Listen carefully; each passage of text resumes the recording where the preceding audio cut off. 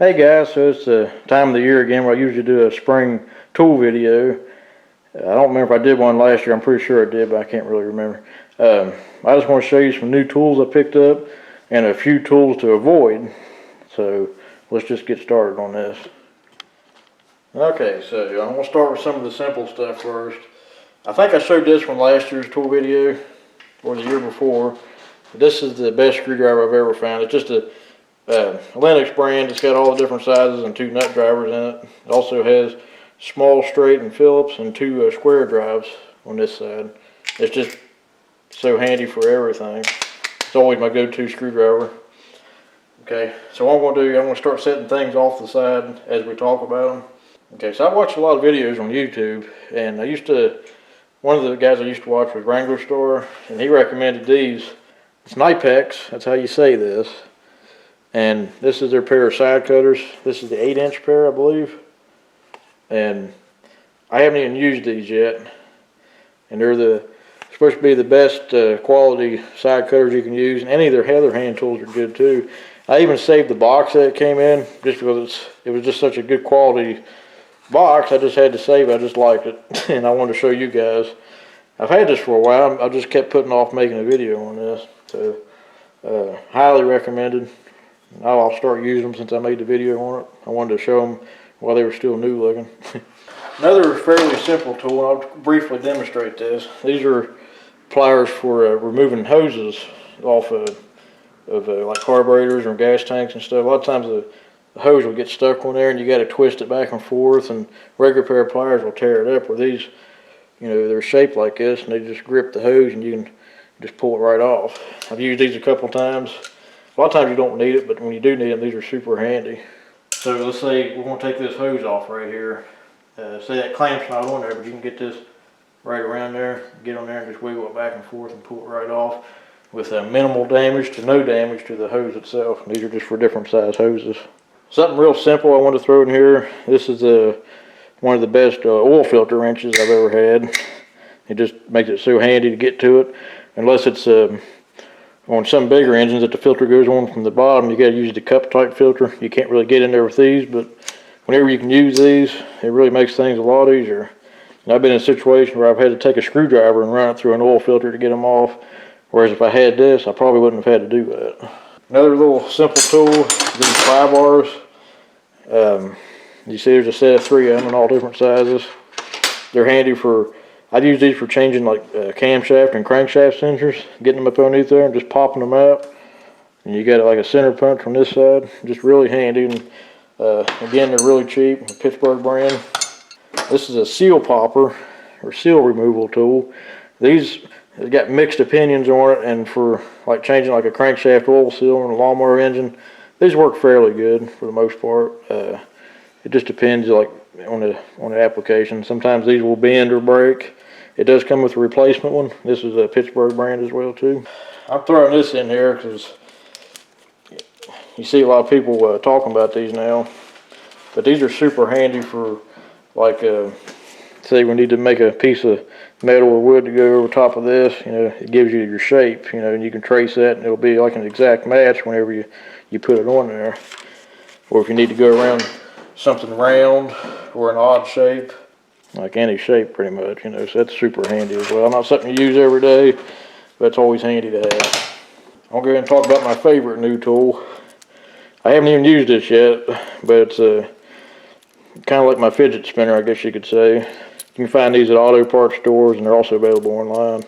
But it's a 3/8 drive, 90-degree tool. But you see your standard U-joints like this, and they got their place too, But sometimes you just need something that you can get to, like a certain bolt that's in like recessed or something, and you don't want to use a breaker bar or impact wrench. You don't want to break something loose with this. You want to get a wrench on that bolt, break it loose, and just run the bolt out and run it back in with this. It's not something you want to use on an impact or a breaker bar or nothing, because this is not going to take very much torque. But I'm just fascinated with how they made it. It's something so simple. It's like, why didn't I think of that? But it's also recommended to put a little bit of oil on these because they can stick. I could do this for hours. Sorry. Another real simple thing is this file I picked up. You get this at the Blue store. I like it because it's got the handle built in. You know, the type that you put that wooden handle in, they always want to come off. And it's just so much easier, and it's actually a really good quality file too. This is just a basic offset wrench. It's extended length for the size. This is for brake bleed screws, like on calipers on vehicles. And they're 6-point ends, so you take a less chance of stripping one out. You got 5/16 and 3/8. 5/16 is going to be the size that you see most of the time. So it's always something that's handy. I haven't even used it yet, but I know there's going to be one day I'm glad I have this. If you work on steel weed eaters, you want to pick up one of these. They'll come with the new weed eater if you got one. It's got the T27 size that fits just about everything on there. And your spark plug, and this will fit most chainsaws. So it's a really handy tool just to have, like laying on your workbench all the time if it's something you work on all the time. Because I'd say about 75% of the repairs on a steel weed eater you can do with this, just about. I may have showed this in one of my small engine videos last summer. I can't really remember. I haven't used it yet, but it's a piston ring expander. It's for use on installing and removing the piston, mainly installing piston rings, just to save from breaking them. And something very handy. They make these in bigger ones too for like automotive use. This is specifically for small engines. It's actually I just noticed it actually is a Briggs & Stratton brand tool, made in the U.S. too. I forgot about that. So this is something else you don't use very often. This is a piston stop. You can run this down in place of a spark plug, and it'll hit the piston and block the piston. But a lot of times if you need to like torque a bolt down like on a flywheel or something, you can just run this in, you know, spin the engine over until it just stops, and you can torque it down to spec, and you're not going to damage anything. This is a spark plug thread chaser for use for cleaning up spark plugs. This is the 14mm side, and that's what you're going to use 99% of the time. I've never ran into 18mm spark plugs. They are out there. This is the industry standard. If you get, this is good in case you get your threads starting to get chewed up a little bit in the cylinder head. You can run this through and clean them up a little bit. They're not too bad. And these are spark plug taps for threading. And I just kind of wanted to show them. You know, you can do the same thing with these. You know, but these will cut a little bit more. So if it's really chewed up, you may want to use an actual tap on it. That's the thread size, 14 by 125. And this is the most recent thing I picked up, I believe. These are fuel hose clamps, or any type of hose clamps. I've used vice grips in the past to pinch off a fuel line or something. Where with these, you can run your fuel line through it and just tighten it down and pinch it off without doing any damage to the hose. And these are all just different sizes for different size lines. You could even use it for like a vacuum line, like on a older vehicle on a distributor when you're setting a timing or something, just to pinch it off instead of having to plug it. A lot of uses for it. Or if you're taking a fuel line off of a gas tank or something, you don't want to lose the fuel, just put this on before you take it off the carburetor. Very handy. These are again, I think a Pittsburgh brand. I'm just kind of throwing this in there. This is off my desk. It's a little miniature bolt-on, clamp-on vise. And like I work on guitars and stuff a lot. If I got to solder or something, you know, I'll put it in here and solder it without damaging something else, you know. But it's just handy. And this is, you find this one on Amazon. But it's just handy to have, and it's actually made really nice. I've had this forever. I just wanted to include it because it's the only one I've ever seen. If anybody can find one of these, please let me know, because I'd like to get a couple more of them. But it's a voltage tester, but it's got positive and negative on it. So if you check it on something AC,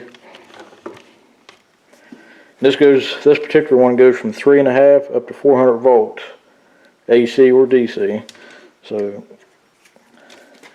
like this is going into positive.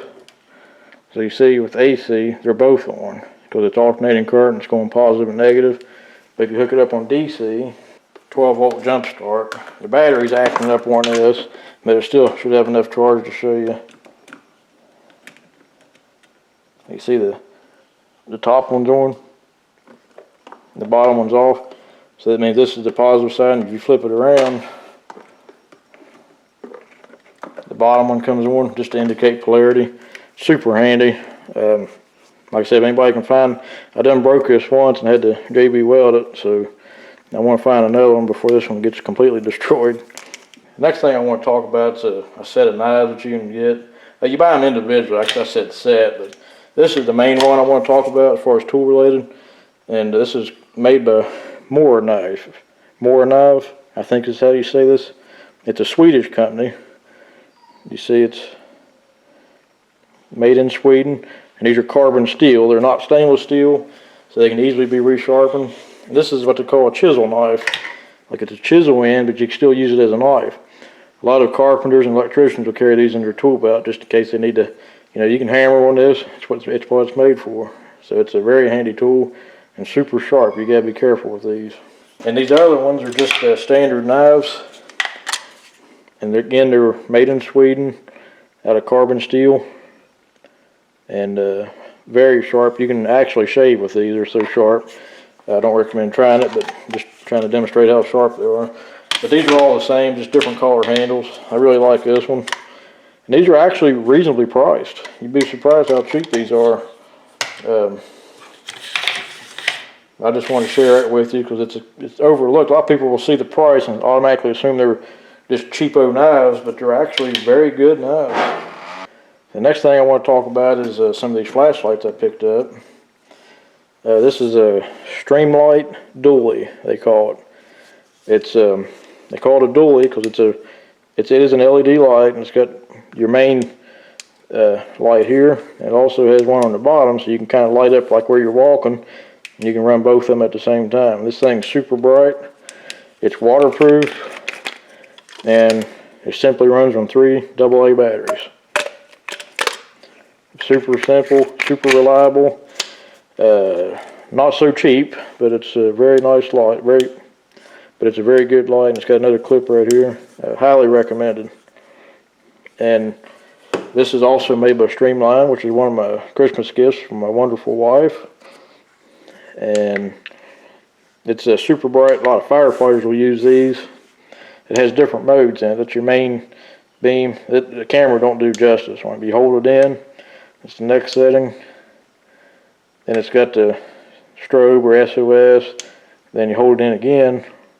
Oh, I missed it. Now what I like about this, if you just want to turn it right back off, you can. They don't have to keep going through all the cycle like you do in a lot of lights. There's the lower setting. You hold it in again. There's your strobe or SOS. And you hold it in again. Okay, then it goes into moonlight mode, which is, it's a very dim setting, but it's good for like just keeping something on overnight, just to have a little bit of light, kind of like a night light. It's still very bright considering it's on a low power setting. And again, this just runs on AA batteries. It is waterproof. It is hard to change the batteries out. You pop this up and the cartridge comes out like this. This one's got 4 AA's in it. They do make these with a rechargeable battery.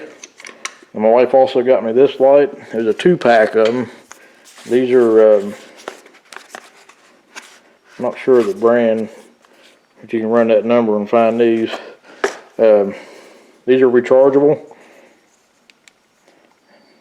And you can also adjust the pattern on these just by sliding the end.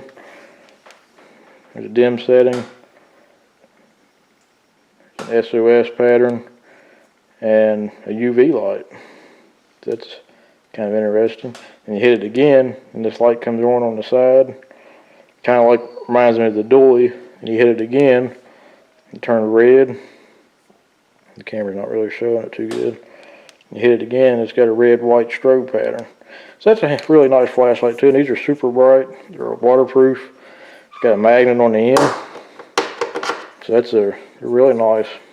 Okay, so recently at work, I was using a cheaper brand grinder. You probably be able to tell what brand it is when you see this clip. It's off my phone, so the video quality may be a little different. But I had a grinder and the brushes went out and it just completely burned up. And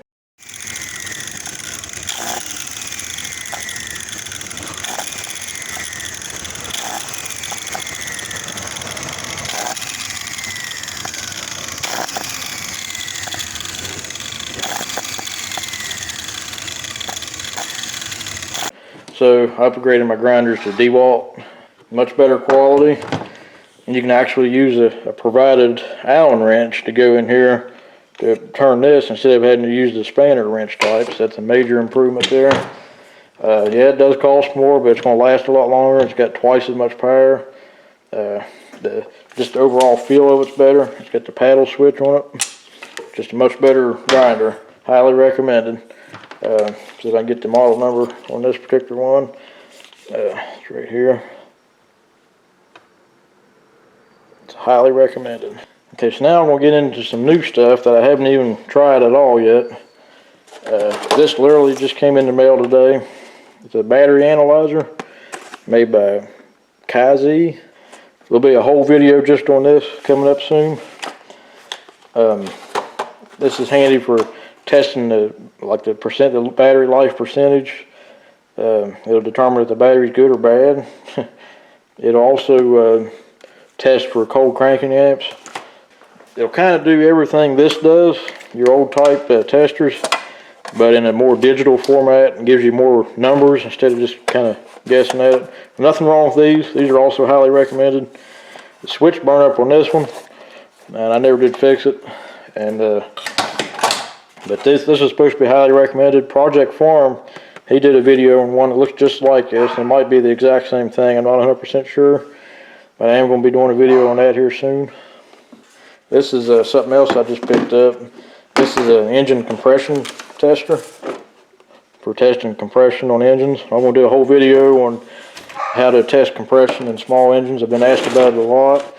I'm going to talk about what Briggs & Stratton says, and then we'll actually test it and get some numbers on a few different engines.